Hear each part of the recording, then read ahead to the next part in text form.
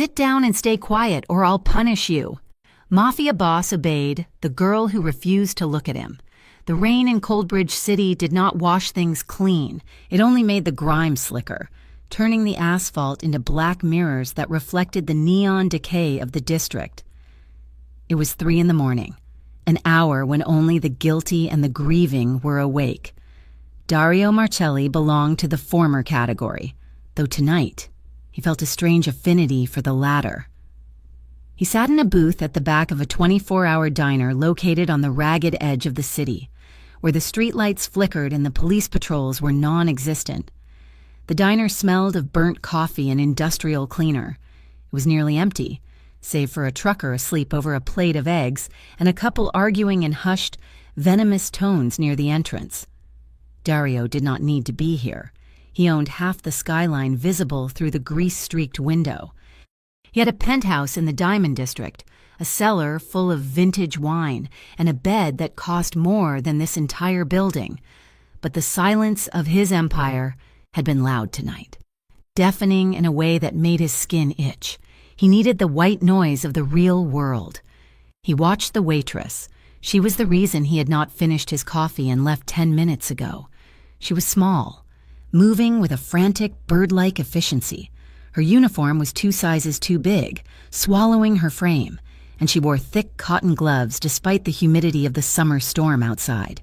Her hair was pulled back so severely it looked painful, and her eyes were fixed permanently on the floor. She did not speak. She did not smile.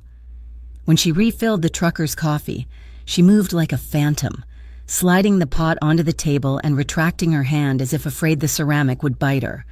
Dario studied her with the clinical detachment of a predator, assessing a disturbance in the ecosystem. He noticed the way she flinched when the cook dropped a spatula in the kitchen.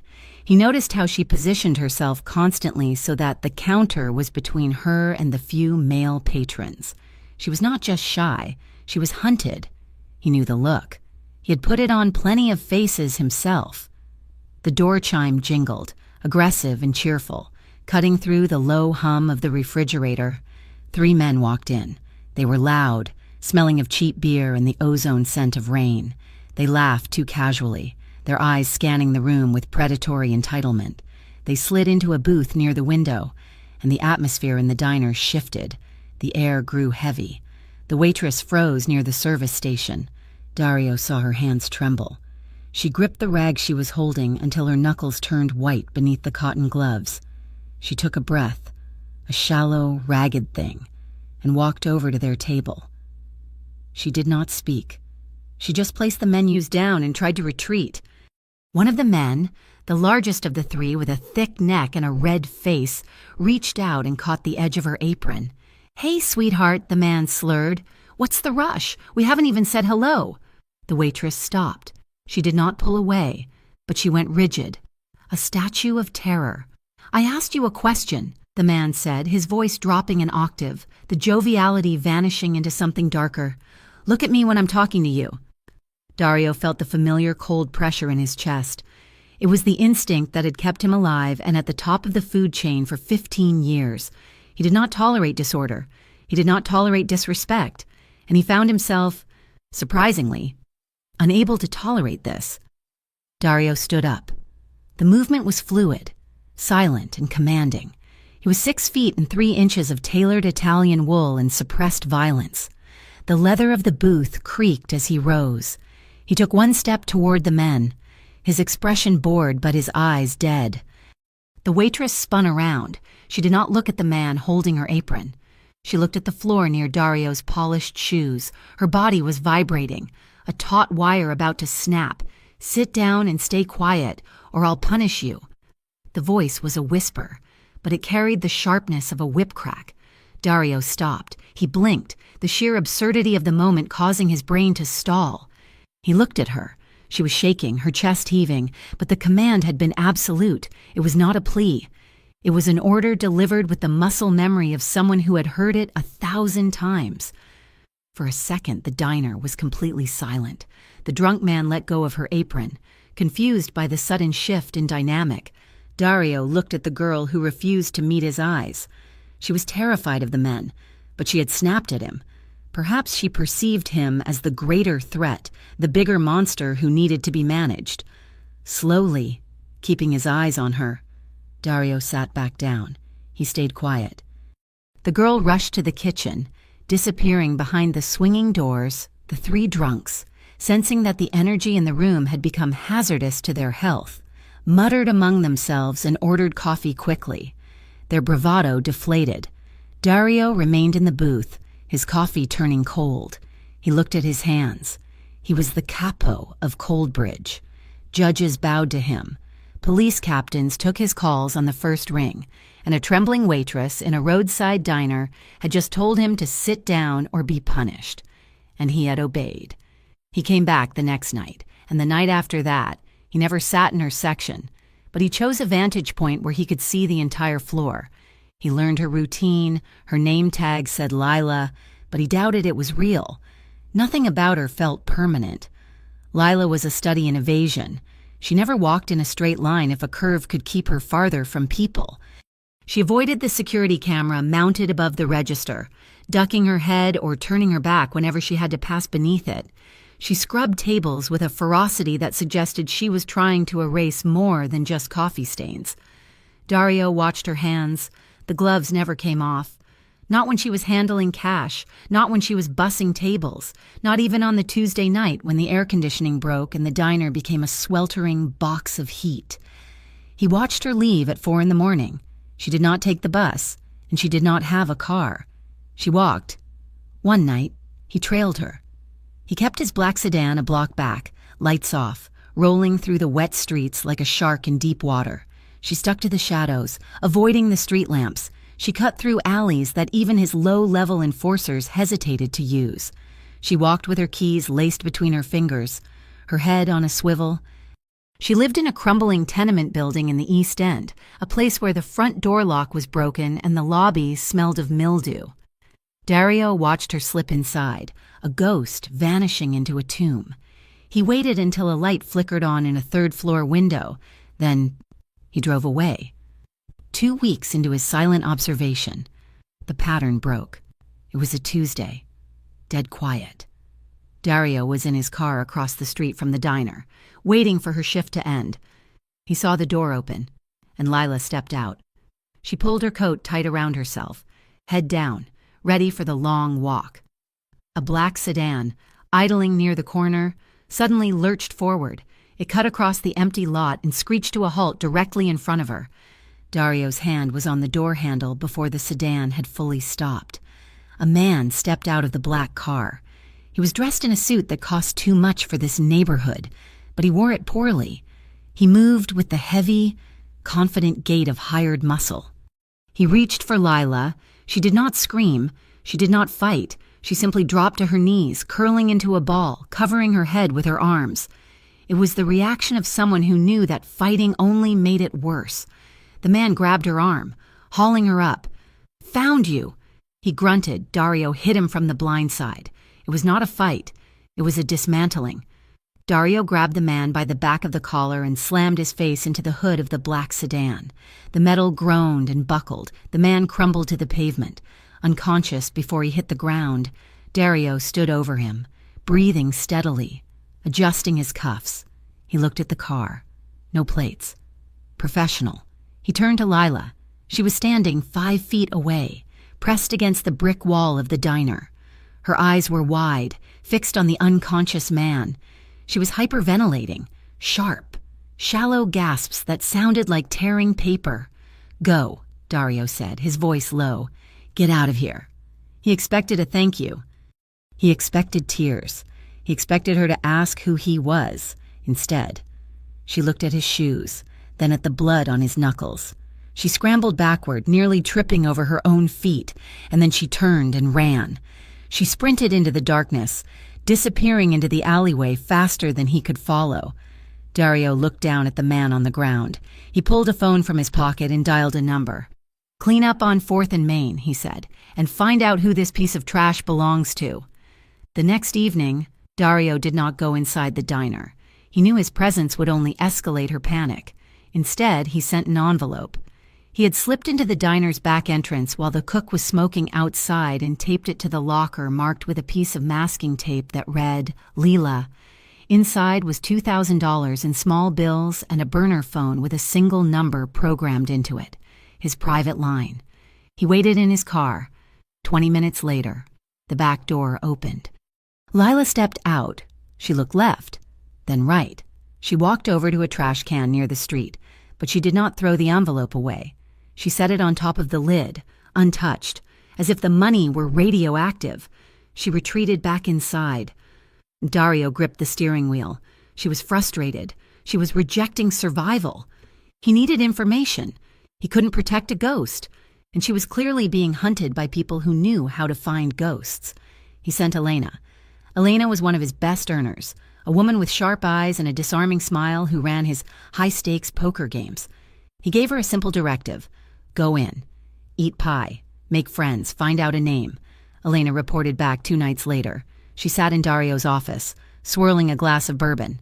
She's a wall. Dario, Elena said, looking perplexed. I sat there for 2 hours. I tipped her $50 on a $10 check.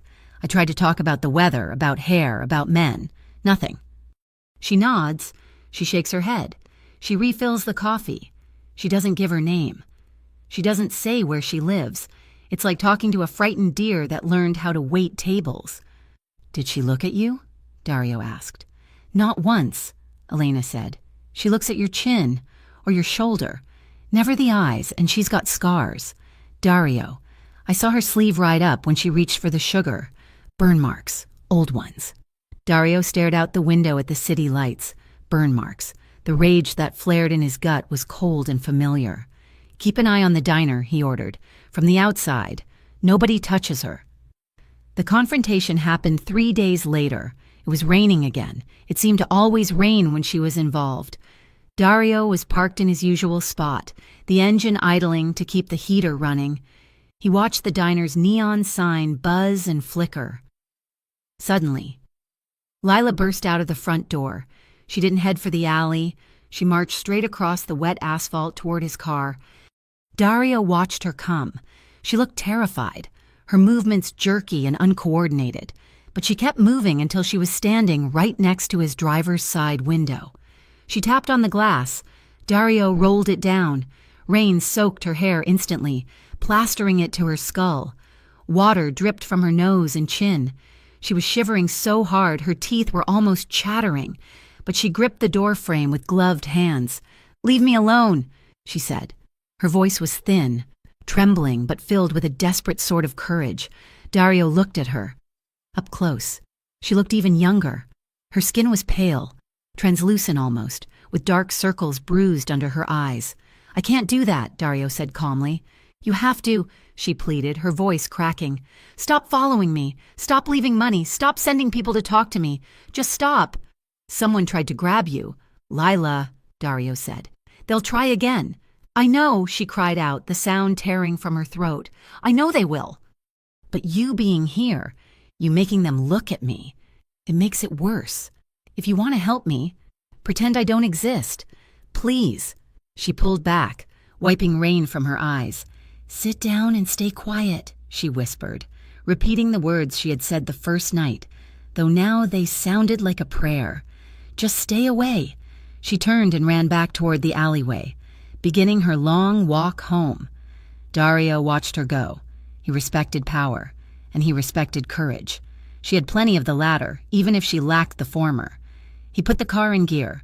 He did not follow her closely. He gave her 3 blocks of lead time, but he did not leave. He drove parallel to her route, keeping a visual through the gaps in the buildings, a silent shadow guarding a shadow. He watched her enter her building. He parked down the street, killing the lights. He would give it an hour, just to be sure. 30 minutes passed. The rain drummed a steady rhythm on the roof of the car. Dario checked his watch. 2 a.m. Then he saw it. The light in her 3rd-floor window didn't just turn off. It shattered. The silhouette of a struggle flashed against the blinds, a lamp toppling over, a shadow moving too fast. Dario was out of the car before his mind had fully processed the image. He sprinted toward the building, his hand going to the gun holstered beneath his jacket. He reached the lobby door and kicked it open, the rotten wood splintering. He took the stairs 3 at a time, but before he reached the second landing, he heard footsteps pounding above him, not the heavy tread of a man, but the light. Frantic slap of bare feet on concrete. Lila appeared on the landing above him. She was soaking wet, but not from rain. She had been in the shower. She was wearing oversized sweatpants and a t-shirt that clung to her, and she was barefoot. Her eyes were blown wide, pupilless voids of terror. She didn't stop when she saw him. She didn't acknowledge him. She practically vaulted past him, sliding on the slick concrete, scrambling for the exit. "Lila!" he shouted. She ignored him. Bursting out into the rainy street, Dario cursed and ran after her. He reached the sidewalk just in time to see her running not away from him, but toward his car. She was seeking the only fortress she knew. He chased her down. She reached his car and yanked on the handle, but it was locked. She pounded on the glass, a silent scream trapped in her throat. Dario unlocked it with the remote as he approached. She tore the door open and dove into the passenger seat, locking it instantly behind her. She curled into the tightest ball he had ever seen, pressing herself against the door, as far away from the driver's seat as possible. Dario got in. The air inside the car instantly filled with the scent of rain and sheer panic. He didn't look at her. He started the engine. "My place is not safe," he said, his voice steady, devoid of emotion. "I have a safe house 40 minutes north. It's quiet. No one knows about it." He put the car in drive and peeled away from the curb, tires spinning on the wet pavement. He checked the rearview mirror. No one followed. Whoever had been in the apartment had either fled or was still searching for a ghost that had already vanished. They drove in silence for 20 minutes.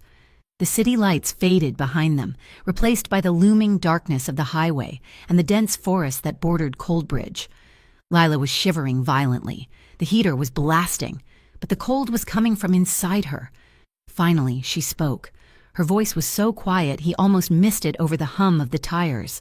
"If I go with you," Dario waited. He kept his eyes on the road. "If I go," she stammered, struggling to get the words out. "You have to promise." "Promise what?" Dario asked. "You don't touch me," she said. It wasn't a request. It was a negotiation for her life. "You don't touch me. Ever. And you don't ask questions. You don't ask who they were. You don't ask where I came from. You don't ask about anything." Dario tightened his grip on the steering wheel. He wanted to know everything. He wanted to know who had hunted her so he could mount their heads on his gates. But he heard the edge in her voice. She was standing on a cliff edge. One wrong word from him, and she would open the door and tuck and roll onto the highway at 70 miles per hour. "I promise," Dario said. "No touching. No questions." He saw her shoulders drop, just a fraction of an inch. She didn't relax. He suspected she didn't know how, but she stopped looking at the door handle. She leaned her head against the cold glass of the window, watching the rain smear the world into abstract streaks of light and dark. Dario drove on into the night, the girl who commanded silence sitting beside him, a mystery he had sworn not to solve, safe in the cage of the beast. The safe house sat in the center of 3 acres of dense pine forest, a modern structure of glass and steel that looked more like a fortress than a home. Dario Marcelli killed the engine of the car, plunging them into a silence that felt heavier than the storm they had just driven through. Beside him, the girl, Lila, sat frozen, her arms wrapped around her knees, staring out at the dark silhouette of the trees. Dario exited the vehicle and opened her door. She did not move immediately. She scanned the perimeter, her eyes darting to the shadows where the floodlights didn't reach. It took her a long minute to uncurl her legs and step out onto the gravel. She was barefoot, her feet muddied from her escape, and she shivered violently in the cool night air. He led her inside. The interior was stark, furnished in grayscale, dustless and impersonal. It was a house designed for waiting, not for living. Dario moved with deliberate slowness, telegraphing every action so as not to startle her. He went to a hall closet and pulled out a stack of folded clothes, heavy sweatpants, a thick cotton hoodie, and a pair of wool socks. He placed them on the island in the kitchen, along with a bottle of water and a protein bar. "The master bedroom is down the hall. Last door on the left," Dario said, his voice low and steady. "It has an ensuite bathroom. The shower works. There is a lock on the door. It is a heavy deadbolt. Once you slide it, no one can get in, not even me." Lila looked at the clothes, then at the hallway. She did not look at him. She snatched the pile of fabric and the water bottle, clutching them to her chest like a shield. Without a word, she turned and sprinted down the corridor. Dario watched her go. He heard the door slam. Then came the heavy, metallic clack of the deadbolt sliding home. Then the secondary click of the handle lock. Then the sound of a chair being dragged across the floor and wedged under the doorknob. He stood alone in the silent kitchen. He let out a breath he hadn't realized he was holding. He did not sleep in the guest room. He did not sleep on the sprawling leather couch in the living room. Instead, Dario took a blanket from the closet and walked down the hallway. He stopped outside the master bedroom. He could hear her. It wasn't the loud, hysterical crying of a child. It was a low, rhythmic sobbing, a sound of pure desolation that seemed to vibrate through the wood. Between the sobs, he heard her voice, a frantic whisper repeating the same phrase over and over. "It is not real. It is not real. It is not real." Dario sank to the floor, his back resting against the wall opposite her door. He stretched his legs out, crossing his ankles. He was the most feared man in Coldbridge City. He commanded an army of soldiers. He had ordered hits without blinking. Yet here he was, guarding a girl who was terrified of him, acting as a sentry against the demons in her head. He listened to her mantra until the sun began to bleed gray light through the high windows. It is not real. He wondered what horrors she was trying to deny. He wondered if she knew that for men like him, the horror was the only thing that was real. Eventually, the sobbing stopped. The silence that followed was exhausted, fragile. Dario closed his eyes and drifted into a light, vigilant doze, his hand resting near the gun holstered at his waist. 24 hours passed before the door opened. Dario was in the kitchen, brewing a fresh pot of coffee. When he heard the scrape of the chair being removed, he did not turn around immediately. He poured a cup, added sugar — he had noticed she liked sweet things at the diner — and set it on the counter. He waited. Lila stepped into the room. She looked transformed, though not healed. The grime of the city was gone.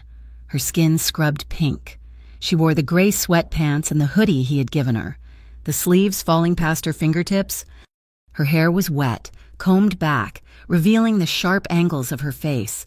She stood by the doorway, hovering on the threshold, ready to bolt. Dario took a sip of his black coffee. "There is food," he said, gesturing to a plate of toast and scrambled eggs he had prepared 10 minutes ago. "Eat." She moved cautiously toward the counter. She did not sit.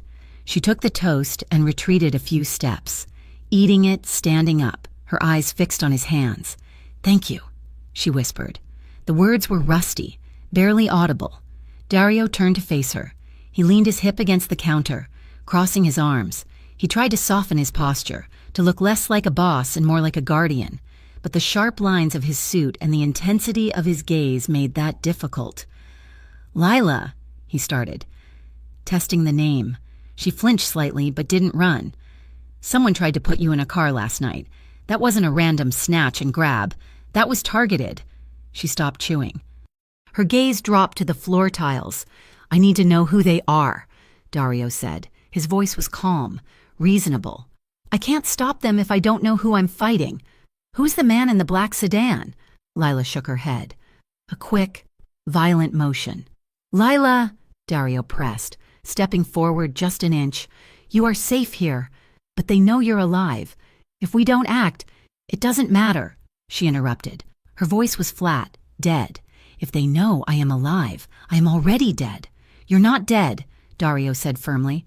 "You're standing in my kitchen, but you need to give me a name." He took another step. It was a mistake. Lila dropped the toast. Her hands flew up to her throat, clawing at the fabric of the hoodie. Her eyes rolled back slightly, and her breathing hitched, turning into rapid, shallow gasps. She was hyperventilating. The air in the room seemed to vanish for her. She backed away until she hit the refrigerator, sliding down it to the floor, knees pulled to her chest, gasping for oxygen that she couldn't seem to process. Dario froze. He saw the absolute, blinding terror in her eyes. It wasn't just fear, it was a physiological break. He immediately backed up, raising his palms open. "Okay," he said softly. "Okay, I'm stopping. Look at me. I am backing away." He retreated all the way to the living room, putting 20 feet of distance between them. He didn't look at her, giving her privacy to reassemble herself. He sat on the sofa and picked up a newspaper, staring at the print without reading a word, listening to her ragged breathing slowly even out. He didn't ask again. Later that afternoon, while Lila was locked in her room again, Dario brewed a pot of herbal tea. He placed a steaming cup on the floor outside her door. Under the saucer, he slipped a piece of paper. On it, he had written 4 sentences in his sharp, angular handwriting. "No more questions, just safety. I will not ask again. You set the pace." He knocked once, then walked away. When he returned an hour later, the cup was empty, and the note was gone. Over the next 3 days, a strange ecosystem developed in the safe house. Lila stopped locking herself away for the entire day. She began to venture out, exploring the glass-walled cage Dario had brought her to. She moved silently, her sock-clad feet making no sound on the hardwood. She began to watch him. Dario felt her eyes on him constantly. When he sat at the dining table reviewing ledger sheets, she would sit in the corner of the living room, pretending to read a book but tracking his movements. She studied the way he held his pen, the way he rubbed his jaw when he was tired, the way the muscles in his forearms shifted when he poured water. She was terrified. Yes. He could see the tremor in her hands whenever he moved too quickly. But beneath the terror, there was curiosity. She was like a scientist observing a dangerous specimen from behind safety glass. She stared at his hands often. The knuckles were scarred from years of violence. On his right forearm, visible when he rolled up his sleeves, was a tattoo of a serpent wrapped around a dagger, the crest of the Marcelli family. She traced the ink with her eyes, trying to decipher the language of his skin. Dario pretended not to notice. He let her look. If looking made her feel prepared, he would be a statue for her. On the 4th evening, the outside world crashed in. Dario was in the study, the door ajar. His personal phone buzzed against the mahogany desk. He picked it up. It was his second in command. "Luca." "Boss." Luca's voice was tight. "We got a hit on the plates from the sedan, the one you dented outside the diner." Dario's grip on the phone tightened. "Tell me." "Lorenzetti," Luca said. "The car belongs to a shell company registered to Matteo Lorenzetti's nephew, and we found the guy you smashed up. He's in a private clinic downtown, one of theirs." Dario felt a cold rage settle in his stomach. The Lorenzettis were not just rivals. They were a disease. They dealt in everything the Marcellis refused to touch: drugs, weapons, and flesh, especially flesh. "They have been quiet for 2 years, Dario said. "They're not quiet anymore," Luca replied. "Word on the street is they are looking for something that belongs to them, something they lost a long time ago. They are turning the city upside down. Dario, they are offering a bounty." Dario looked up. Lila was standing in the doorway of the study. She wasn't looking at him, she was looking at the floor, but she was listening. She couldn't hear Luca, but she could see the change in Dario. She could see the predator surfacing. "Let them look," Dario said into the phone, his eyes fixed on Lila's shadow. "If any of them step foot in my territory, put them in the ground." He hung up. He realized then that the situation was far worse than a stalker or an abusive ex-boyfriend. Lila wasn't just a victim. She was property to the Lorenzetti family. She was a loose end they wanted to cut, or an asset they wanted to reclaim. Lila looked up, meeting his gaze for a fraction of a second before darting away. She saw the violence in his face, but for the first time, she didn't seem to think it was directed at her. She sensed it was a wall being built around her. To manage the aggression coursing through his blood, Dario went to the basement gym. It was a raw, concrete room filled with iron weights and a heavy bag that had been taped and retaped a dozen times. He stripped off his shirt, exposing the map of violence etched across his torso. There were bullet wounds on his shoulder, knife scars across his ribs, and the massive, intricate tattoo of an archangel weeping blood that covered his entire back. He hit the bag. Thud, thud, crack. He hit it until his knuckles burned and his lungs heaved. He was punishing the bag for the sins of the Lorenzettis. He was visualizing the face of the man who had grabbed Lila's apron. He stopped to catch his breath, sweat dripping from his chin, his chest heaving. He grabbed a towel and wiped his face. When he lowered the towel, he saw her. Lila was standing at the bottom of the stairs. She was clutching the railing, her eyes wide. She was staring at him, at the sheer size of him, at the naked display of power and trauma written on his skin. She looked at the scar on his abdomen, a jagged line from a fight 10 years ago. She looked at the way his veins stood out against his muscles. Most women looked at him with lust or fear.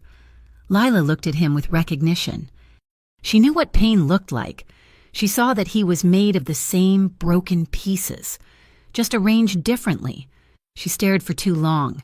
It was a dangerous breach of etiquette in his world to stare at the boss, to see him vulnerable and exhausted. Dario caught her eye. Instinct told him to glare, to assert dominance, to demand to know what she was looking at. But he remembered the diner. He remembered the note. "You set the pace." Dario smirked. It was a small, tired expression, lacking any malice. Then, deliberately, he looked away first. He turned his back to her, walking over to the water cooler, exposing his blind side. He gave her the power of the gaze. He let her be the one to dismiss him. Behind him, he heard a soft intake of breath. She didn't run. She stayed for another long minute, watching his back, before he heard her soft footsteps retreating up the stairs. That night, the storm finally broke. The rain stopped, leaving behind a heavy, mist-filled silence. Dario sat in the living room, a glass of whiskey in his hand, staring at the unlit fireplace. The house was dark, save for the moonlight spilling through the floor-to-ceiling windows. He heard her approach. Lila walked into the room. She moved like a sleepwalker, drawn by a force she couldn't name. She stopped 10 feet away from him. She was twisting her fingers together, a nervous tic he had come to recognize. Dario didn't move. He didn't look at her. He swirled the amber liquid in his glass. Why? The word hung in the air. It was the first question she had asked him since the first night. Dario took a sip of whiskey. Why what? Why are you helping me? Her voice gained a little strength, though it still trembled. You are like them. I see it. I see the way you talk to people. I see the gun. You are a bad man. It was a statement of fact, not an insult. Dario set the glass down on the side table. He turned his head to look at her. She was standing in a shaft of moonlight, looking small and fierce and terrified. You are right, Dario said. I'm a bad man. I have done things that would make you sick. Then why, she insisted, why give me a room? Why sleep on the floor? Why let me make rules? Dario looked at his hands. He thought about the years he had spent climbing the ladder of the underworld, the blood he had spilled to secure his throne. He thought about the faces of the people he couldn't save because he was too busy being the monster they feared. Because I have hurt people like you, Dario said. The truth of it scraped his throat. For years, I looked the other way, or I was the one holding the leash. I have a lot of red in my ledger. Lila. Oceans of it. He looked up, locking eyes with her. He didn't hide the darkness in his gaze. This, he gestured vaguely between them, is me doing something right. Just once. I am helping you because I can... And because if I don't, there is no point to any of this power. Lila stared at him. She seemed to be weighing his soul, looking for the lie. She didn't find one. She took a step forward, then another. She stopped right in front of where he sat. Dario remained perfectly still, his hands resting on his knees. He stopped breathing, slowly, hesitantly. Lila reached out. Her hand was small, pale, and covered in the thick cotton gloves she still refused to take off. She lowered it toward his hand. Dario didn't flinch. He didn't move to meet her. He let her bridge the gap. Her gloved fingers brushed the back of his hand. It was a feather-light touch, tentative and terrified. She traced the ridge of his knuckles. She felt the heat radiating from him. She didn't pull away. She didn't shake, for the first time in years. Dario Martelli felt a spark of something that wasn't anger and wasn't ambition. It was quiet. It was human. "Okay," she whispered. She withdrew her hand, tucking it back against her chest. She looked at him one last time, a look of confused gratitude, before turning and walking back toward her room. Dario sat in the dark for a long time, staring at the hand she had touched, feeling the ghost of her weight against his skin. He knew then that he was in trouble. He wasn't just protecting a witness anymore. He was protecting his own salvation. The silence in the safe house changed texture over the following week. It was no longer the silence of a held breath, but the silence of a slow exhale. Lila spoke in fragments at first, testing the air to see if her words would be used against her. When she realized, Dario simply listened, never interrupting, never demanding more than she offered. The dam began to crack. They were sitting on the back patio, watching the twilight bruise the sky purple over the pine trees. Lila held a mug of tea in both hands, the warmth seeping into her gloves. "I was 17, she said. Dario did not look at her. He kept his gaze on the tree line, a silent sentinel. 17, he repeated, validating the fact without pushing. "I was walking home from band practice. It was late. I took a shortcut." She took a shaky sip of tea. "They were waiting, not for me specifically, just for anyone small enough to take..." Dario's jaw tightened, a muscle jumping beneath the skin, but he remained perfectly still. 5 years, she whispered. "I was with them for 5 years. They moved me around, houses in the city, basements in the country. They sold time. That's what they called it." She set the mug down on the glass table. It made a sharp clink. She stood up and turned her back to him. Slowly, with trembling fingers, she pulled up the hem of her oversized hoodie. She tugged the waistband of her sweatpants down just an inch. Dario looked. On the small of her back, interrupting the pale, smooth skin, was a jagged, raised scar. It was a brand. A literal cattle brand seared into her flesh. It was an intricate, twisted design, a serpent eating its own tail. The mark of the Lorenzetti trafficking ring. Dario felt a murderous heat rise in his chest, black and suffocating. He wanted to burn the world down. He wanted to find every man who had ever seen that mark and erase them from existence. "I can have a surgeon remove it," Dario said, his voice sounding like grinding stones. "The best in the world. Plastic surgery, laser, we can wipe it off your skin. Lila, you won't ever have to see it in the mirror again." Lila dropped her shirt. She turned to face him. Her eyes were dry, burning with a sudden, terrifying coldness that matched his own. "No," she said. Dario frowned. "Why keep it? It is their mark." "I know," she said. "But if I remove it, it's like hiding. It's like pretending it didn't happen." She took a step toward him, her chin lifting. "I want to keep it. I want them to see it. Dario. I want them to see that I am still standing, that I am still here. I want them to look at it right before I kill them." It was the first time she had spoken of violence. It was the first time she had sounded not like a prey animal, but like a hunter who had just realized she had teeth. The next morning, the dynamic shifted again. The isolation of the safe house was no longer enough. Dario felt the walls closing in, the threat of the unknown black sedan looming too large. He needed a fortress. "We are moving," he announced over breakfast, "to the estate." The Marcelli estate was a sprawling compound on the cliffs overlooking the ocean. 40 minutes outside the city limits, it was guarded by high walls, electrified fences, and a private security force that rivaled the police department. When they arrived, Lila shrank back into herself, The sight of so many men, Dario's soldiers, patrolling the grounds, standing at gates, checking weapons, terrified her. She pulled her hood up, hiding her face. Dario gathered his household staff and his inner circle in the main foyer. It was a room of marble and gold, echoing with power. He stood on the grand staircase, Lila hovering like a shadow behind his right shoulder. He looked down at his men. There were 20 of them in the room, hardened enforcers who lived by the code of violence. "This is Lila," Dario said, his voice carried to every corner of the room. "She is a guest of this house. She's under my personal protection." He paused, letting the weight of his authority settle on them. "There are rules," he continued. "No one speaks to her unless she speaks first. No one asks her questions. No one looks at her for longer than it takes to ensure she is safe. If she walks into a room, you give her space. If she flinches, you back away. She is invisible unless she wants to be seen. Do you understand?" "Yes, boss," the men chorused, a rumble of bass voices. But Dario saw the looks.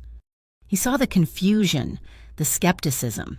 They were used to women who were trophies or wives, loud and confident. They didn't know what to make of this ghost in sweatpants who wouldn't show her face. For the first few days, the order was held. Lila stayed mostly in the library, a massive room filled with leather-bound books she devoured with a hunger he hadn't expected. She read history, philosophy, military strategy, but tension was brewing. One afternoon, Dario was walking through the east wing when he heard a commotion near the kitchen. He rounded the corner to see Lila pressed against the wall, clutching a book to her chest. Standing 4 feet away was a new recruit, a young soldier named Ricci. He was leaning in, a smirk on his face. "I'm just saying," Ricci was saying, his tone mocking. "The boss has got you wrapped in cotton wool. You must be something special under all those baggy clothes. Why don't you say hello? Cat got your tongue?" Lila was shaking. She wasn't looking at him. She was staring at his boots, paralyzed by the proximity and the aggression. Dario didn't speak. He didn't shout. He moved. He crossed the distance in 3 strides. He grabbed Ricci by the back of his neck and slammed him into the opposite wall. The sound of impact was sickeningly loud. A painting rattled on its hook.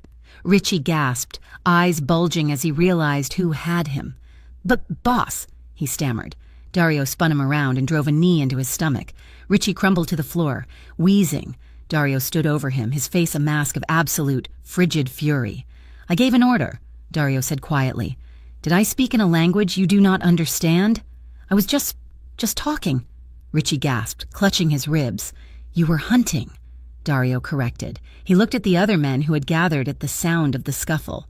"Get him out of here. Strip him of his rank. He's done. If I see him in the city again, he stops breathing." 2 guards rushed forward, dragging the groaning man away. Dario straightened his jacket. He turned to Lila, expecting to see relief. Instead, he saw horror. She was looking at him, not at the floor, but at his face. Her eyes were wide, reflecting the violence she had just witnessed. She looked from the empty space where Ricci had been to Dario's hands. "Lila," he started, taking a step toward her.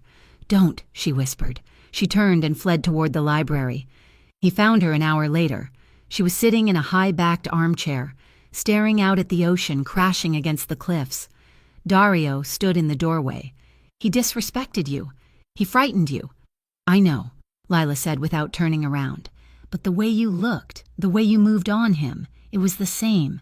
It was exactly the same as them." Dario felt a cold stone drop in his stomach. "I am not them. Lila, I use violence to protect. They use it to destroy."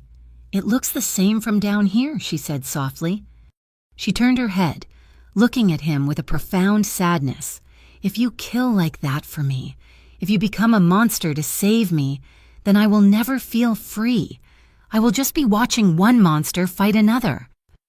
Dario leaned against the doorframe. He felt stripped bare.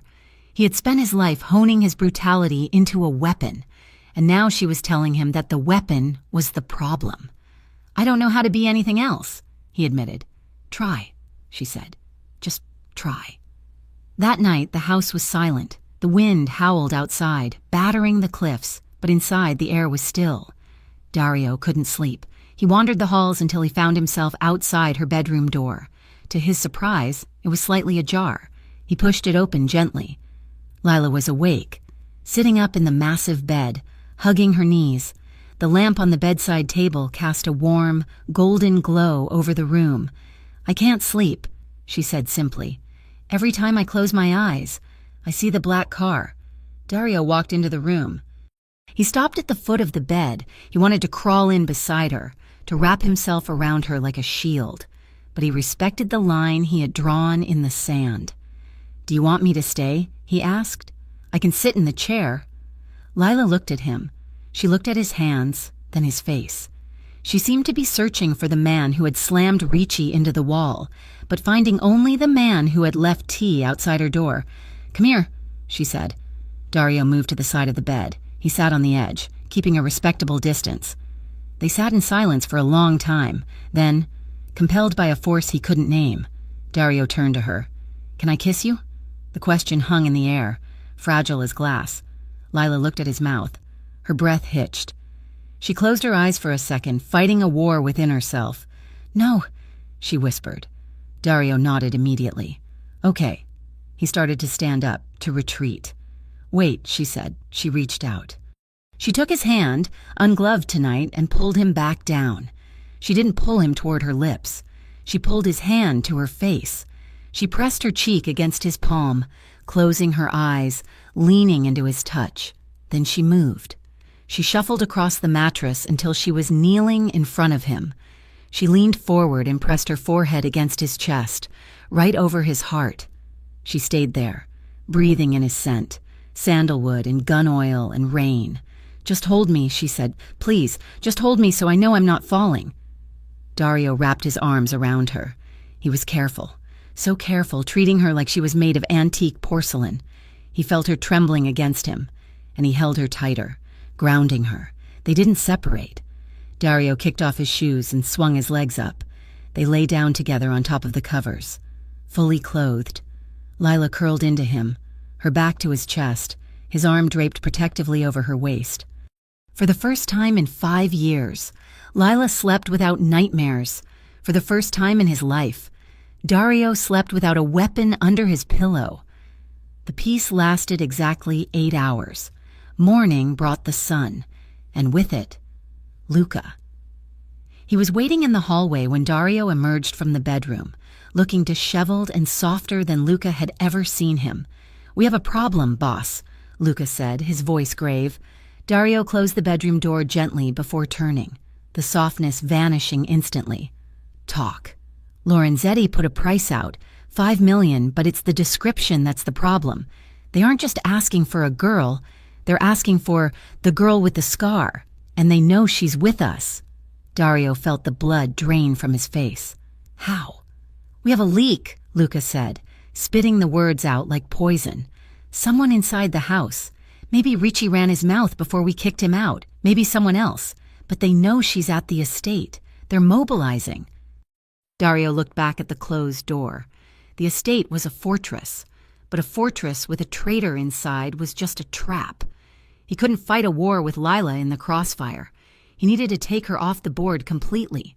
"Get the SUV," Dario ordered. "No driver, just me. Pack the go bag, the winter gear." "Where are you going?" Luca asked. "The villa on the ridge," Dario said. "And Luca, if anyone asks, tell them I took her to the airport and put her on a plane to France. Burn the trail." The villa on the ridge was not a villa in the traditional sense.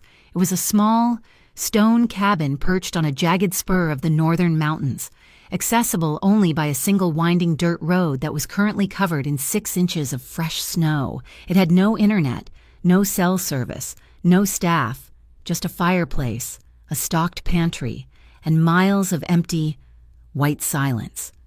Dario drove them there in silence, watching the rearview mirror until the city was just a smudge of smog on the horizon. When they finally arrived, the air was thin and biting cold. Lila stepped out of the SUV and looked around. There were no walls here, no guards, just mountains and sky.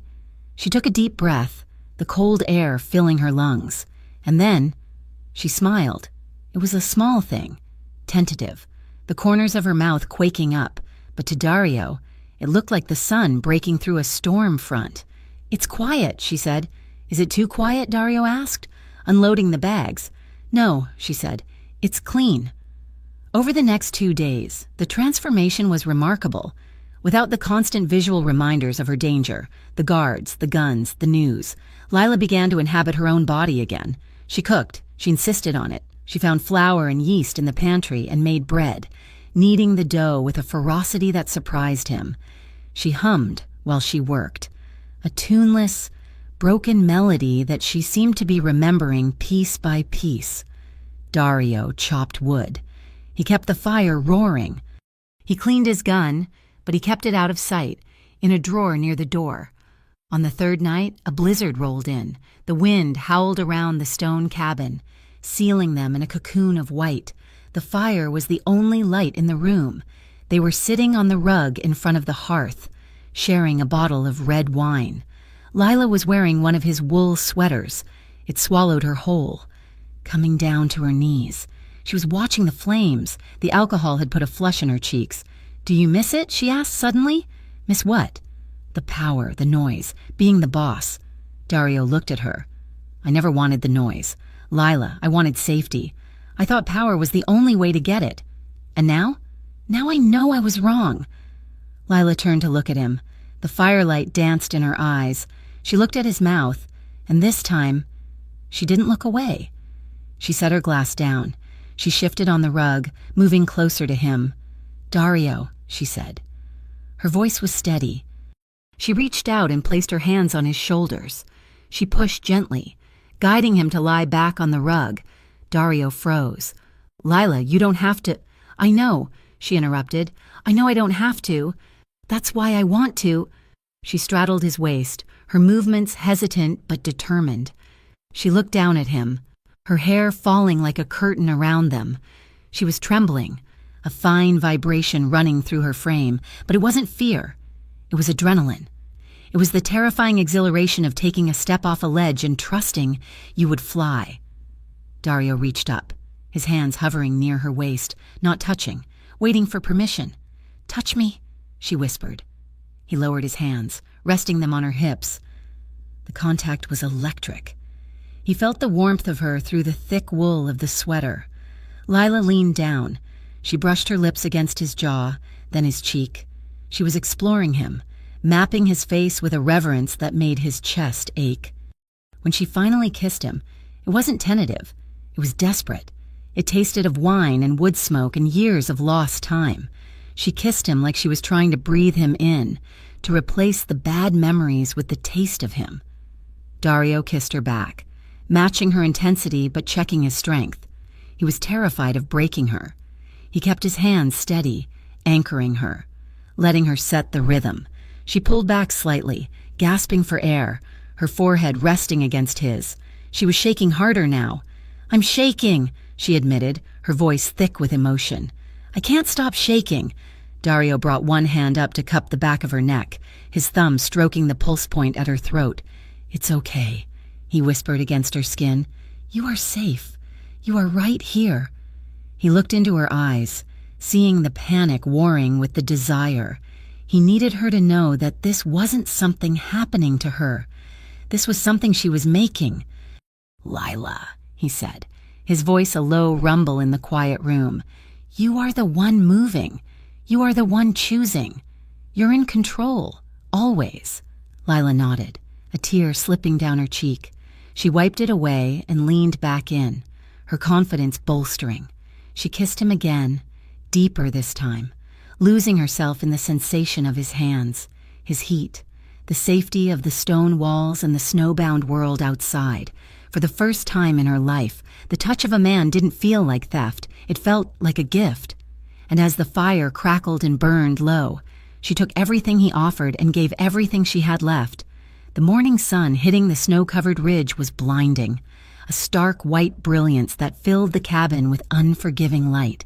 But for the first time in years, the light did not feel exposed to the woman sitting at the kitchen table. It felt cleansing. Dario stood by the stove, frying eggs in a cast-iron skillet. The domesticity of the scene was jarring against the backdrop of who he was and why they were there, but he moved with the same precise, fluid grace he used when handling a weapon. Lila watches him. She had her hands wrapped around a mug of coffee, but she wasn't drinking. She was waiting. On the table in front of her sat a worn, cracked leather wallet she had retrieved from the bottom of her go bag. Dario plated the eggs and turned around. He saw the wallet. He paused, the spatula still in his hand. "I haven't opened that in 5 years," she said. Her voice was steady, lacking the tremor that had defined her existence since he met her. She reached out and flipped the wallet open. Inside was a driver's license. The laminate was peeling at the corners, and the photo showed a girl who looked like a stranger, smiling, cheeks full, eyes bright and naive. "Riley," she said. She pushed the wallet across the rough wood of the table toward him. "My name is Riley Jessen." Dario looked at the ID, then up at her. When he didn't smile, he nodded, a solemn acknowledgement of a resurrection. Riley. He tasted the name. It sounded sharper than Lila, stronger. "It suits you. Lila was the one who hid," Riley said. She stood up, the oversized wool sweater slipping off one shoulder. She walked around the table until she was standing in front of him. "Lila is dead. I don't want to be her anymore." Dario set the plate down. "Who do you want to be?" "I want to be the one who ends it," she said. The fire in her eyes was cold, blue, and terrifyingly clear. "I want to help you destroy them." Dario frowned, his protective instinct flaring instantly. "No, you stay here. You stay safe. I will handle the Lorenzettis. I will burn their world down for you, Riley, but you don't get near the fire." "It is my fire," she countered, her voice rising. "They didn't take 5 years of your life. Dario, they took mine. If I sit here and wait for you to save me, I am still just a victim. I am still just a thing being moved from one cage to another." She reached out and grabbed his wrist, her grip surprising in its strength. "I don't want to be saved," she said fiercely. "I want to end this.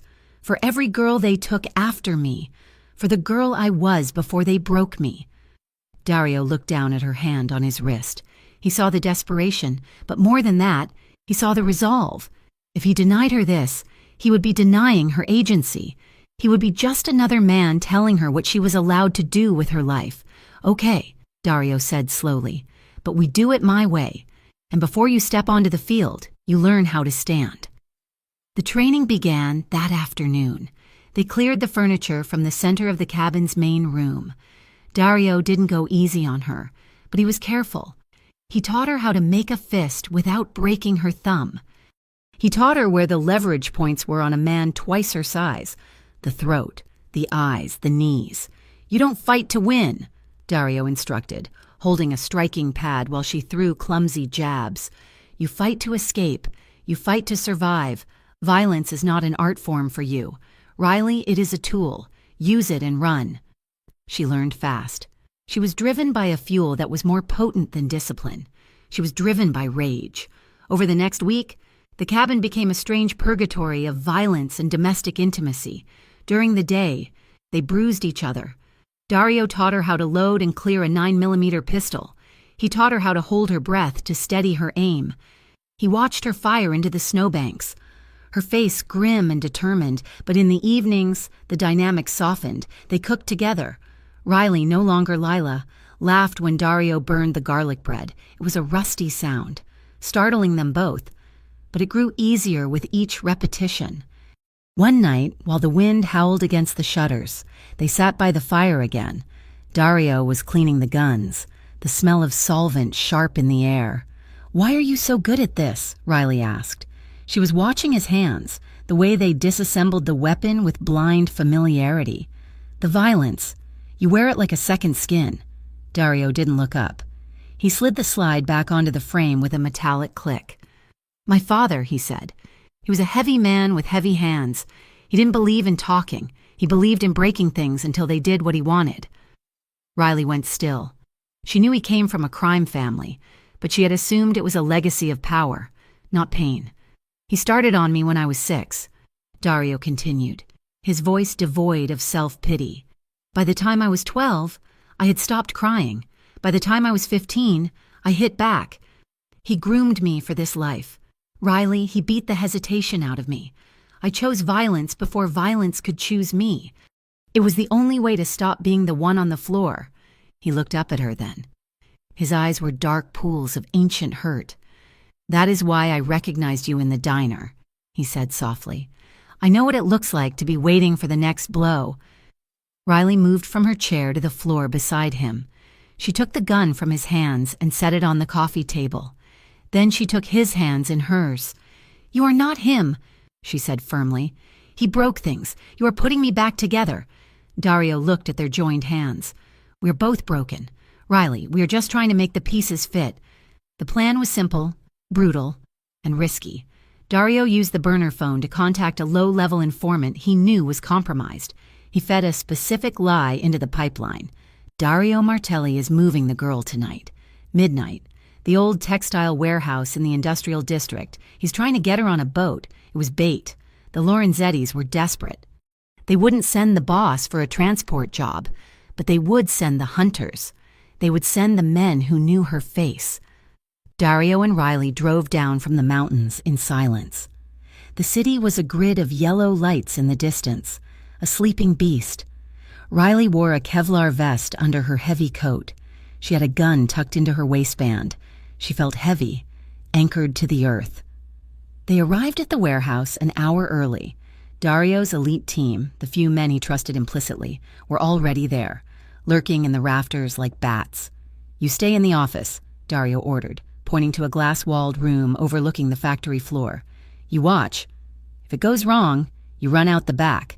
Do not engage unless I tell you. Riley nodded, but her hand drifted to her waist. At midnight, the headlights swept across the warehouse windows. 3 cars. The heavy roll-up door creaked open, lifted by one of Dario's men posing as a bribed guard. 6 men walked in. They were confident, guns drawn, scanning the shadows. Marcelli, one of them shouted. We know you're here. Hand over the merchandise, and we walk away. Dario stepped out from behind a stack of shipping crates. He was alone, standing in the center of the open floor under a single, buzzing halogen light. You are trespassing, Dario said calmly. The lead man laughed. We aren't here for a lecture. Where is she? Right here, Dario said. He raised his hand. It was the signal. From the shadows, 12 of Dario's soldiers emerged, weapons raised. The sound of 12 slides racking back echoed like a thunderclap. The 6 Lorenzetti men froze. They were outgunned, outflanked, and trapped. Drop them, Dario commanded. The metal clatter of guns hitting concrete followed. Kneel. They knelt. Dario walked down the line. He stopped in front of the man who had shouted. He was a thick-set man with a shaved head and a jagged scar running through his eyebrow. Dario looked up at the glass office. He nodded. Riley pushed the door open. She walked down the metal staircase. Her footsteps rang out in the silence. Clang, clang, clang. She walked until she was standing 5 feet from the kneeling men. She didn't look at Dario. She looked at the man with the shaved head. He looked up, sneering. Who's this? The girlfriend? Riley reached up and pulled the hood of her coat down. She unzipped the coat and shrugged it off, letting it fall to the dirty concrete floor. She was wearing a tight black tank top. Slowly, she turned around. She lifted the back of her shirt. The silence in the warehouse stretched, thin and agonizing. The man with the shaved head stared at the brand on her lower back. The snake is eating its tail. His sneer vanished. His face went the color of old ash. His eyes widened, darting from the scar to her face. You, he whispered. You're the Jessen girl. You're dead. You died in the fire in Chicago. Riley turned back around. She stepped closer, until she was looming over him. Do you remember me? She asked. Her voice was nice. Do you remember holding me down while they did it? The man began to shake. It was a violent, uncontrollable shivering. He looked at Dario, then back at Riley. He realized suddenly that this wasn't a capture. It was an execution. I was just following orders, he stammered. I didn't... Look, I can tell you where the boss is. I can give you everything. Dario stepped forward. He pulled his gun, a matte black pistol. He held it out, grip first, toward Riley. "It's your choice, Riley," Dario said softly. "We can hand him to the police, but he has lawyers. We can leave him here for my men, or you can finish it." Riley looked at the gun. Then she looked at the man. She saw the terror in his eyes, the same terror she had lived with for 5 years. She saw the pathetic, sweating reality of the monster that had haunted her nightmares. She didn't hesitate. She took the gun. It was heavy, warm from Dario's hand. "Please," the man begged, tears leaking from his eyes. "Please, look, I'm sorry. I'm sorry. It's not real," Riley whispered, repeating the mantra he had forced her to learn, the words she used to scream in the dark. "If I kill you, it just means you were never real." She raised the gun. Her form was perfect, just as Dario had taught her. 2 hands, stance wide, breath held, bang. The sound was deafening in the enclosed space. The man collapsed backward. It was over. Riley stood there, the gun still raised, smoke drifting from the barrel. Her ears were ringing. She stared at the body. She felt a strange hollowness opening up inside her, a vacuum where the fear used to be. Dario stepped in immediately. He gently covered her hands with his. Taking the gun from her grip, he engaged the safety and tucked it away. "It's done," he said close to her ear. "Riley, it's done." She looked at her hands. They were trembling now. The adrenaline was crashing. "I did it," she whispered. "Yes," Dario said. "Let's go home." The drive back to the mountains was a blur. Riley stared out the window, watching the snow fly past like sparks in the headlights. She couldn't stop shaking. It wasn't fear anymore. It was the physiological shock of violence. She had crossed a line she could never uncross. When they reached the cabin, Dario practically carried her inside. He locked the door and built up the fire until the room was sweltering. But Riley was still shivering. "I can't get warm," she chattered, clutching her arms. I can still feel the trigger." Dario took her coat. He pulled her toward the rug in front of the fire. "Riley, look at me." She looked up. Her pupils were blown wide. She looked wild, feral, and devastatingly beautiful. "I'm not sorry," she said, a sob catching in her throat. "I'm not sorry I did it. Does that make me evil?" "No," Dario said fiercely. "It makes you a survivor." She launched herself at him. It wasn't a decision, it was a collision. She kissed him with a desperate, frantic need to feel something other than death. She needed to prove to herself that she was still alive, that her heart was beating for a reason other than pumping blood. Dario caught her, absorbing the impact. He lifted her up, wrapping her legs around his waist, and carried her to the bedroom. This wasn't the gentle, hesitant lovemaking of their first night. This was raw. It was intense. It was a conversation spoken in sweat and friction. Riley tore at his shirt, kneading skin against skin.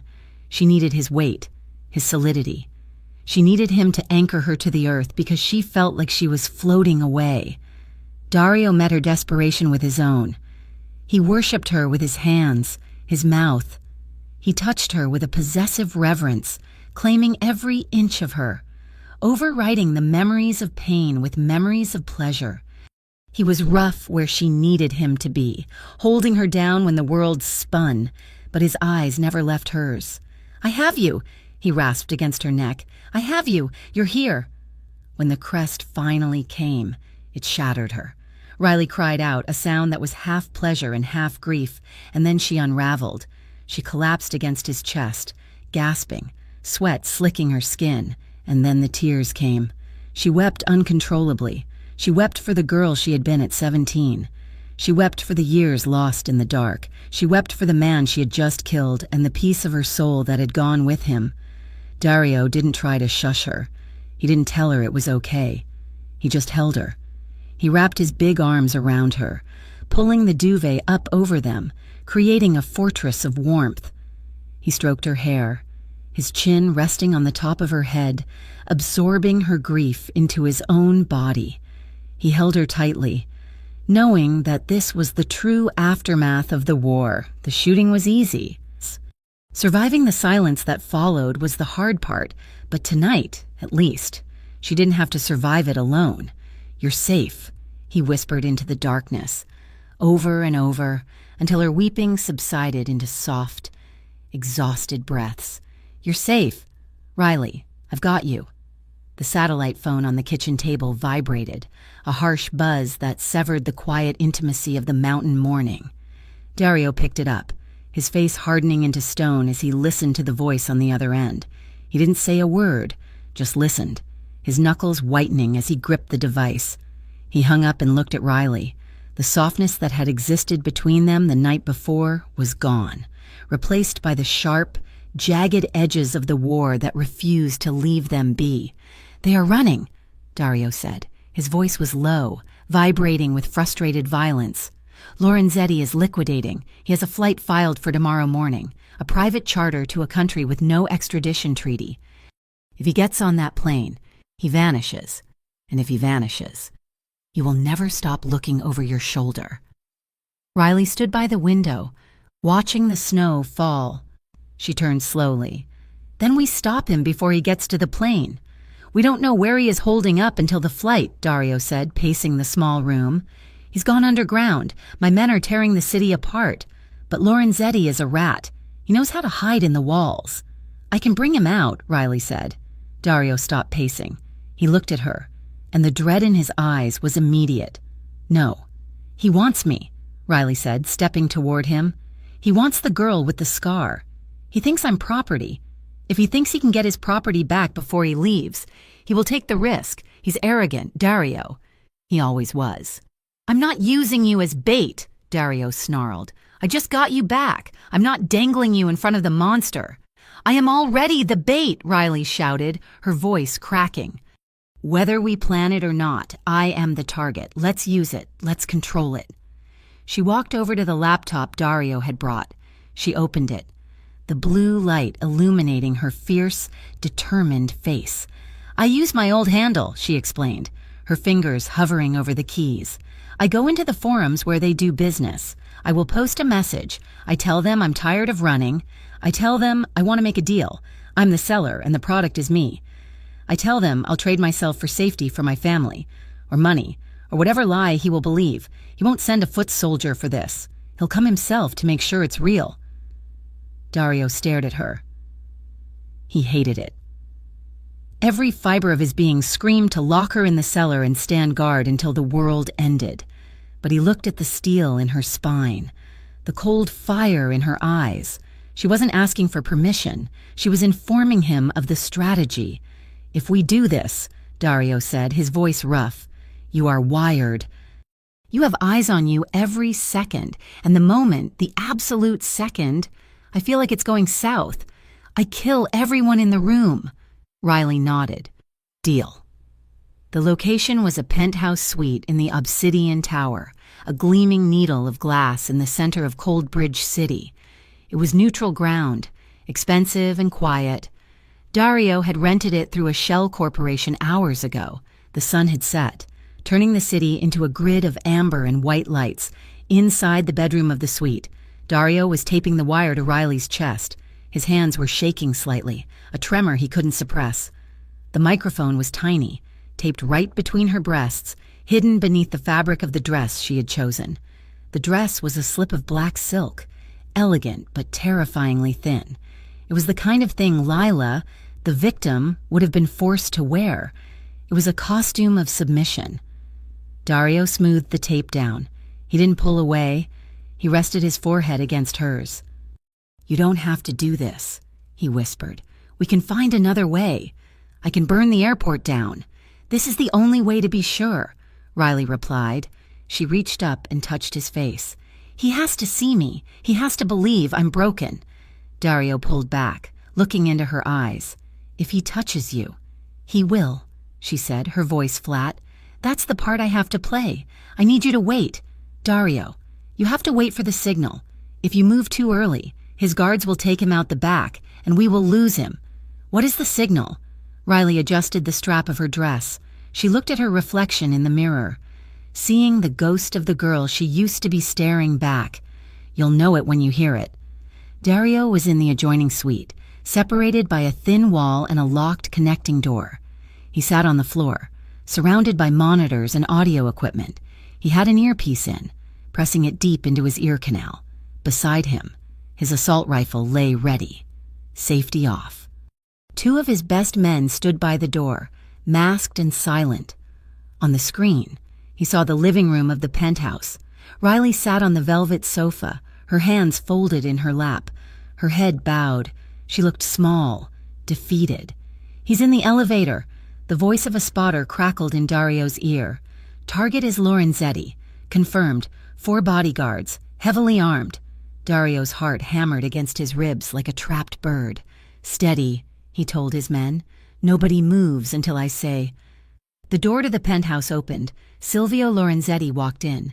He was an older man, silver-haired, wearing a bespoke suit that couldn't hide the rot in his soul. He walked with a cane, not out of necessity, but affectation. He smelled of expensive cologne and old blood. 4 men fanned out behind him, checking the corners. They swept the room, but they didn't check the adjoining suite. The lease was under a fake name that was flagged as a diplomatic rental. Silvio stopped in the center of the room. He looked at Riley. Well, Silvio said. His voice came through the earpiece, clear and oily, making Dario's skin crawl. "The prodigal product returns." Riley didn't look up. She kept her eyes on the carpet. "I have nowhere else to go," she whispered. "The man, Marcelli, he was going to kill me. I took the chance." "Smart girl," Silvio purred. He walked closer, the tap of his cane on the hardwood floor echoing like gunshots. "You always were the smart one. Spirited, that's why you fetch such a high price." Dario gripped his rifle so hard the metal bit into his palm. He watched the monitor. Silvio was standing right over her now. "Look at me," Silvio commanded. Riley slowly lifted her head. She made her lower lip tremble. She made her eyes wide and watery. It was a performance worthy of an award, and it made Dario sick to watch. "I missed you, Riley," Silvio said, using her real name as a taunt. "Did you miss me?" "I thought about you every day," Riley said. It wasn't a lie, though the context was different than Silvio imagined. Silvio chuckled. He reached out with a manicured hand. He touched her hair, stroking it possessively. Then his hand moved down to her cheek. Dario stopped breathing. "Don't do it," he thought. "Don't make me come in there yet." "You look tired," Silvio murmured. "Worn out. We'll have to polish you up again before we sell you this time. Maybe overseas." He gripped her chin, his fingers digging into her skin, forcing her face up toward the light. He was inspecting her teeth, her skin, like she was livestock. "Still beautiful," he sneered. "You belong to me. You know that, don't you? You are mine." Riley's expression changed. It was subtle at first.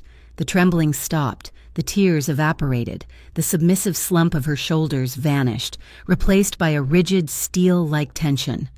She looked Silvio Lorenzetti in the eye. The fear was gone.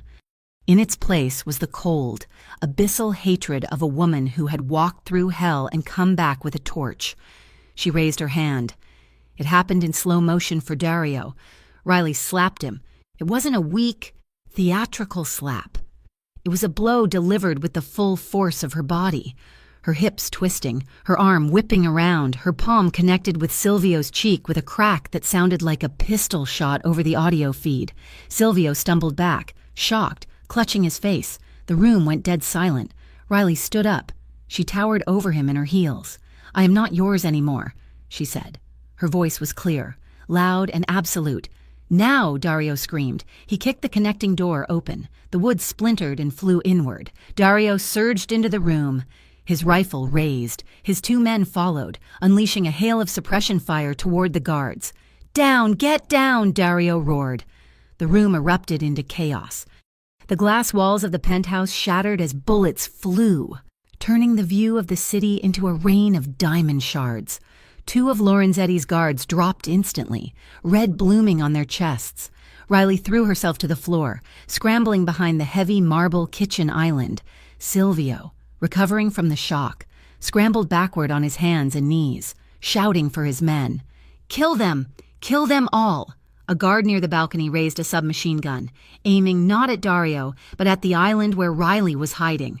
The angle was bad. She was exposed. Dario saw it. He didn't think so. He didn't calculate. He threw his weapon aside and sprinted. He dove across the open space, his body acting as a human shield. He tackled Riley, covering her with his own frame, pressing her into the floor just as the bullets chewed up the marble and the floorboards around them.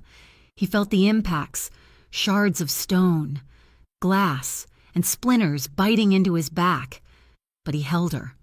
He covered her head with his hand, his face pressed into her neck. "Stay down," he shouted over the deafening noise. His men returned fire, neutralizing the third guard. But in the smoke and the screaming, Silvio Lorenzetti had crawled. He reached the service elevator near the kitchen. One surviving bodyguard dragged him inside.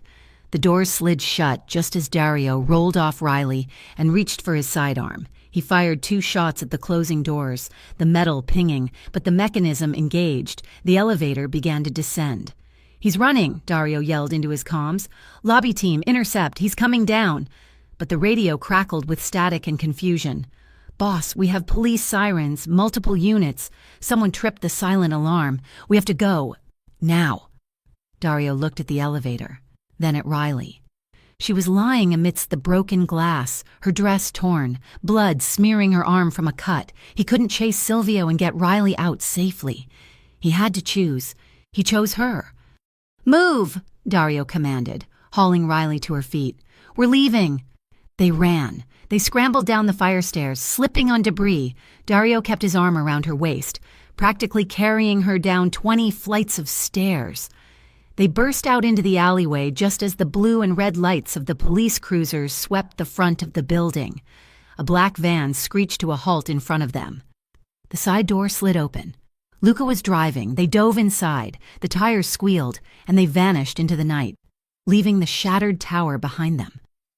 The safe house was silent, but it was the silence of a tomb. Riley sat on the edge of the bed, a towel pressed to the cut on her arm. She was still wearing the ruined silk dress, though she had pulled Dario's jacket over her shoulders. Dario stood by the window, staring out at the dark forest. He had refused to let anyone look at his own injuries, bruises on his ribs and a deep gash on his cheek from the flying glass. "He got away," Dario said. His voice was hollow. "He was right there. I had him." He turned to look at her. His face was twisted with self-loathing. "I failed," he said. "I promised you I would end it. I promised you safety." And he walked away. Now he's going to get on that plane, and he's going to disappear. And you will never be free. He paced the room, his hands dragging through his hair. "I should have taken the shot earlier. I shouldn't have waited for the signal." I hesitated. "Dario," Riley said. He didn't hear her. "I put you in that room with him. I let him touch you. And for what? For nothing." "Dario!" Riley stood up. She dropped the towel. She crossed the room and grabbed his face with both hands, forcing him to look at her. "Stop it," she ordered. Her voice was fierce, commanding. She looked at the blood on his cheek. She traced the line with her thumb. "You didn't fail," she said firmly. "You saved my life. Again. That bullet was meant for me, and you took the ground instead." "But he is alive," Dario argued, his eyes anguished. "For now," Riley said. "But did you see him? Did you see his face when I hit him?" A dark, savage satisfaction flickered in her eyes. He was terrified. Dario, for the first time. He looked at me and he didn't see a product. He saw a person. He saw his own death. She pulled Dario's forehead down to rest against hers. "We flushed him out of his hole," she whispered. "He's running scared. He's not calculating anymore. He's panicking, and people who panic make mistakes." She pulled back slightly, locking eyes with him. "We are not done yet," she declared. "We know where he's going. We know about the plane. The hunt isn't over." Dario looked at her. He saw the bruises on her skin, the exhaustion in her posture, but he also saw an indomitable strength that humbled him. She was the one holding him up. "We're not done," he repeated, the resolve slowly returning to his voice. They didn't sleep that night.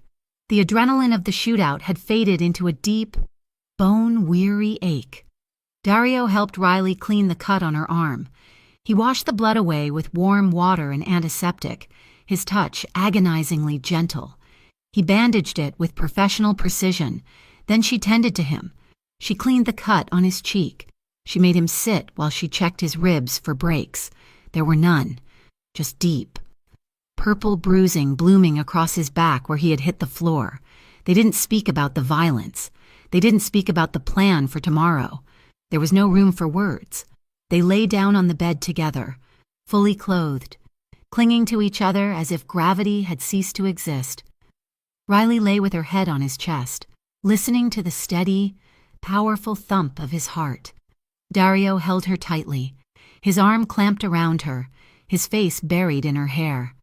Outside, the wind picked up, rattling the window panes. A storm was coming.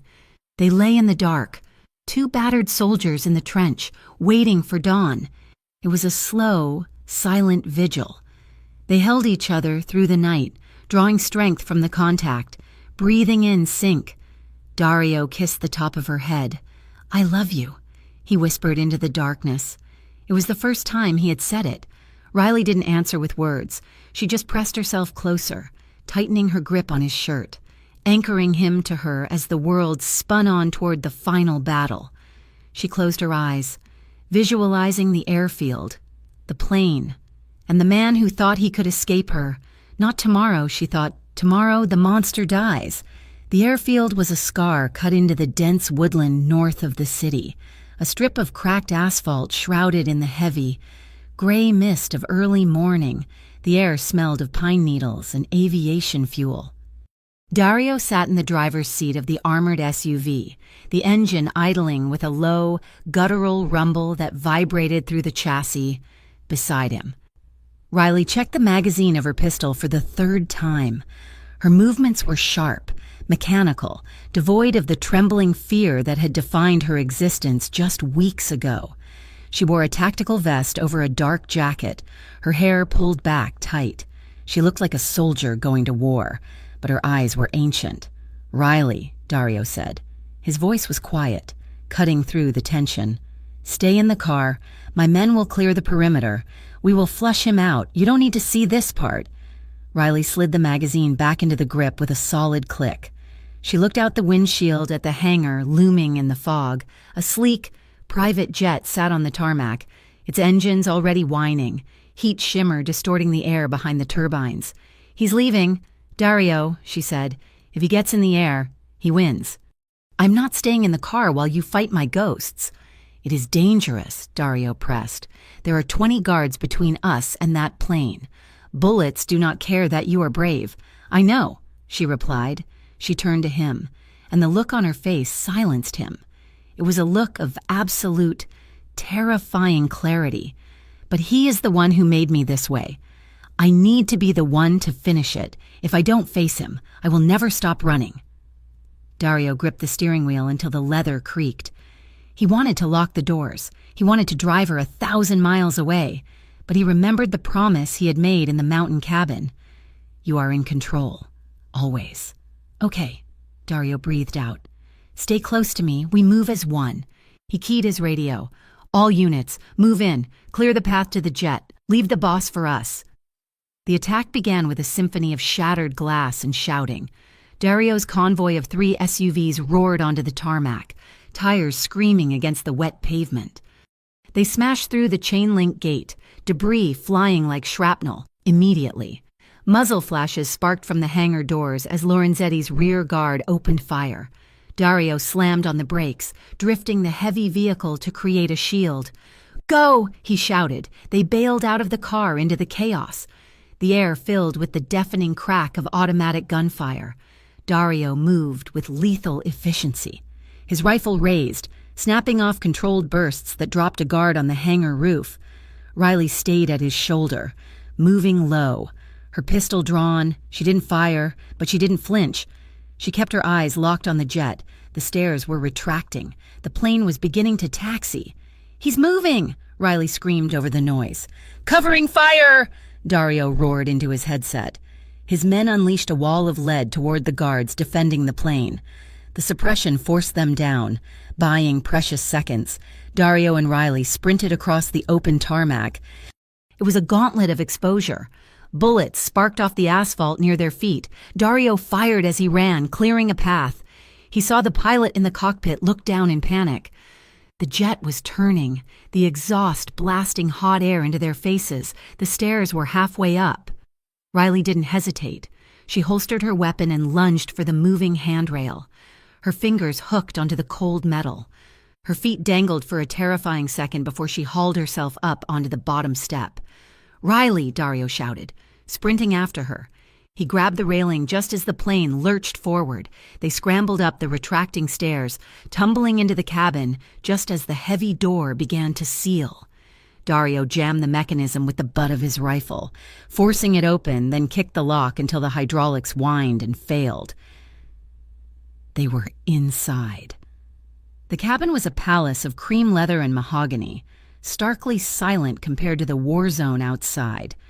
The pilot, realizing the plane had been breached, killed the engines.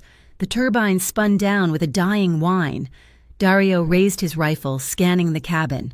2 bodyguards stood at the front. Before they could raise their weapons, Dario fired twice. They crumpled to the thick carpet. "Clear," Dario said, breathing hard. But Riley wasn't looking at the guards. She was looking at the rear of the plane, where a single man sat in a high-backed leather chair, swirling a glass of scotch as if he were waiting for takeoff. Silvio Lorenzetti, and he looked annoyed, rather than terrified. He looked at the 2 intruders with a sneer of distaste. "You are persistent," Silvio said, his voice smooth. "I suppose I should have paid the extra fee for better security." Dario stepped forward, his face a mask of rage, but Riley put a hand on his chest. "No," she said. "He's mine." Dario stopped. He looked at her, then lowered his rifle. He stepped back to the door, standing guard, blocking the only exit. He gave her the floor. Riley walked down the aisle. Her footsteps were silent on the plush carpet. She stopped 3 feet from Silvio. She was breathing heavy, her hair wild, blood from a graze on her cheek running down her neck. Silvio took a sip of his drink. He looked her up and down, his expression bored. "Riley," he said, using the name she had reclaimed. Or was it Lila? I lose track of the inventory names. "You look terrible, darling, rough. I preferred you when you were clean." "Stand up," Riley ordered. Her voice did not shake. Silvio laughed. It was a dry, rattling sound. "Or what? You'll shoot me? You don't have the stomach for it. You were born to be used, not to act. You are a product, sweetheart.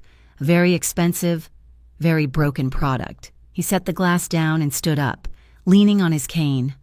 He towered over her, trying to use his physical presence to intimidate her, just as he had done 5 years ago.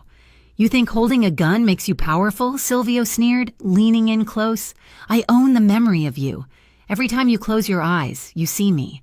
I branded you. I sold you. You are nothing without the price tag I put on you." He reached out as if to brush a stray hair from her forehead. It was the ultimate act of arrogance. He truly believed she couldn't do it. He believed his own myth of invincibility. Riley didn't blink. She didn't flinch. She saw him not as a monster, but as a pathetic, aging man in a suit that cost more than a house, trying to buy dignity he didn't possess. "I am priceless," she whispered. She raised the pistol. She didn't aim for his head. She aimed lower. She pulled the trigger. The shot was deafening in the confined space. Silvio screamed. His leg buckled as the bullet shattered his kneecap. He collapsed to the floor, the cane clattering away. He clutched his leg, his face twisting into a mask of shock and agony. The arrogance evaporated, leaving only a whimpering coward. "You crazy bitch!" he shrieked. "You shot me!" Riley stood over him. She watched him writhe. She watched the blood stain the cream carpet. "That was for the girl who couldn't run," she said. Silvio looked up at her, eyes wide with sudden, dawning horror. He scrambled backward, crab-walking away from her. Wait, I have money. I have accounts in the Caymans. Millions, take it. Take it all." "I don't want your money," Riley said. "I want your silence." She adjusted her aim. She pointed the barrel at the center of his chest. "Dario!" Silvio screamed, looking past her to the man at the door. "Control your bitch! Keep her off me!" Dario didn't move. He leaned against the bulkhead, his arms crossed over his rifle. "She is not a dog, Silvio, and she is certainly not mine." Riley took a deep breath. She let it out slowly. She thought about the scar on her back. She thought about the nights spent shivering in the dark. She thought about the 5 years of silence. "Sit down and stay quiet," she whispered. She squeezed the trigger. The second shot ended it. Silvio Lorenzetti fell back against the seat, silence claiming him instantly. Riley stood there for a long time. The gun was still raised. Smoke curled from the barrel, drifting up into the stagnant air of the cabin. She waited for the guilt. She waited for the horror to crush her. But it didn't come. Instead, she felt a massive, crushing weight lift from her shoulders, as if gravity had suddenly released its hold on her. Then, the adrenaline crashed. Her knees gave out. She didn't hit the floor. Dario was there. He had moved the instant her shoulders slumped. He caught her, wrapping his arms around her waist, pulling her against his chest. She dropped the gun. It landed with a dull thud. She buried her face in his tactical vest, her hands gripping the fabric so hard her knuckles turned white. She didn't cry. She just breathed, shuddering breaths that racked her entire body. "It's over," Dario murmured into her hair. "It's gone. He's gone." He scooped her up into his arms, carrying her effortlessly. He stepped over the body of the man who had haunted her, not sparing him a single glance. Dario carried her out of the plane, down the stairs, and onto the tarmac.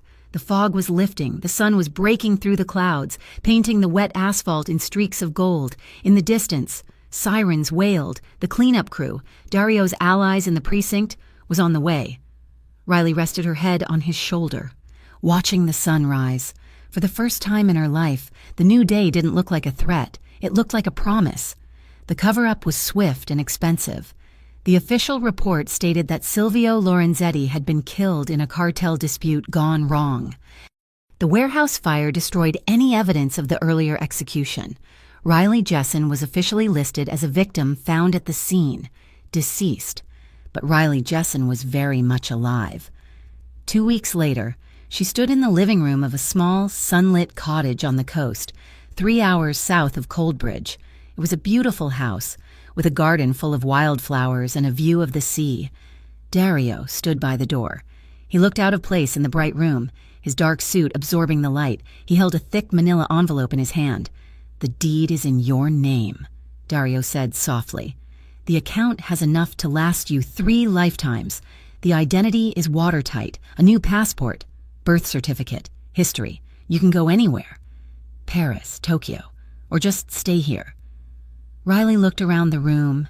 It was perfect. It was safe. It was everything a person running for their life would want. She turned to him. "Thank you." Dario walked over to her. He placed the envelope on the table. He looked at her with a hunger he tried desperately to hide. He wanted to ask her to stay. He wanted to take her back to his estate and keep her safe forever. But he knew he couldn't. "You are free," he said. The words tasted like ash. "Dario," Riley said. She reached out and took his hands. "I can't be with you right now." He nodded, looking down. "I know.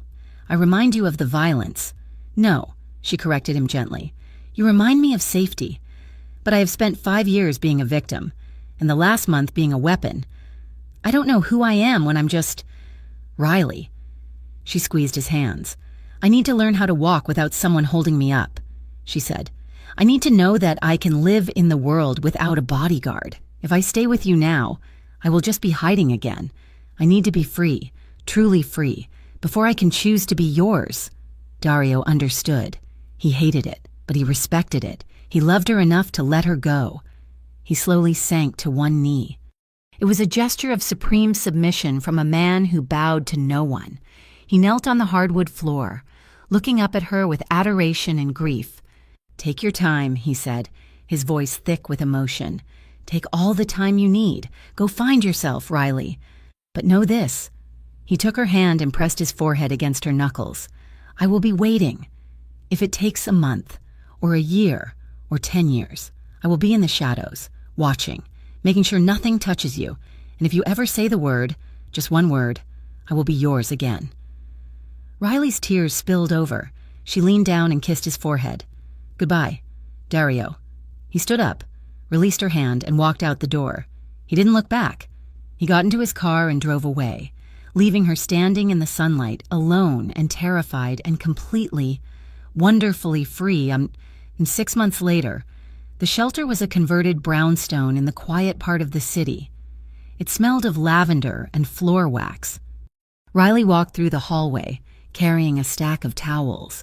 Her hair was cut shorter now, framing her face. She wore jeans and a t-shirt, and she laughed easily with the other staff. The front buzzer rang. Riley went to the door. She buzzed it open. A young woman stood there. She couldn't have been more than 18. She had a bruised eye and she was clutching a plastic bag of clothes. She was shaking, looking at the floor, flinching when the door clicked shut. Riley's heart squeezed. She saw the posture. She saw the ghost. Riley knelt down so she was at eye level with the girl. "Hey," Riley said softly. "You're safe here. Nobody can hurt you here." The girl looked up, tears swimming in her eyes. "Are you sure?" "I'm sure," Riley said. "I know what it's like. I was you. Come inside. Let's get you some tea." She led the girl inside, settling her in the kitchen. As the sun began to set, Riley finished her shift. She grabbed her coat and walked out the front door onto the cool autumn sidewalk. She paused. She felt it before she saw it. A presence. A weight in the air that she knew better than her own heartbeat. She looked across the street. He was there. Dario was leaning against a brick wall, half shadowed by a street lamp. He was wearing a long coat, his hands in his pockets. He looked older, tired, but his eyes were the same, intense, watchful. He wasn't approaching, he was just checking. He was keeping his promise, guarding her from afar, asking for nothing. Riley stood on the steps. She looked at her life, her job, her apartment keys in her pocket, the piece she had built with her own 2 hands. She knew who she was now. She was Riley Jessen. She was a survivor. She was whole. And she was missing one thing. She walked down the steps. She didn't run. She walked with purpose. She crossed the street, dodging a taxi, her eyes locked on him. Dario straightened up. He looked unsure, ready to retreat if she wanted him to.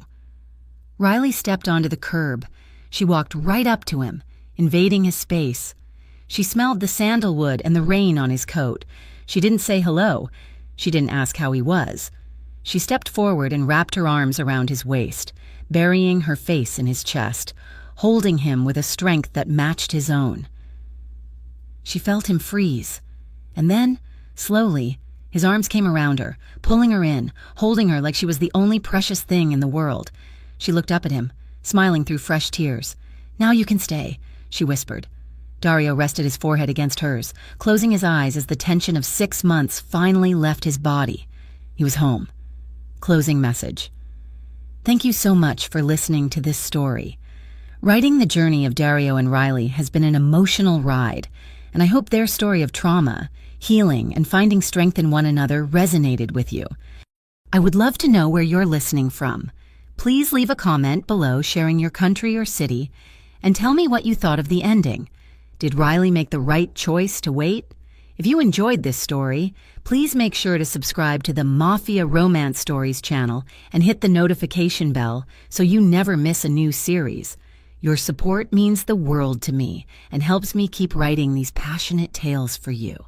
Thank you for being here. Stay safe and happy reading.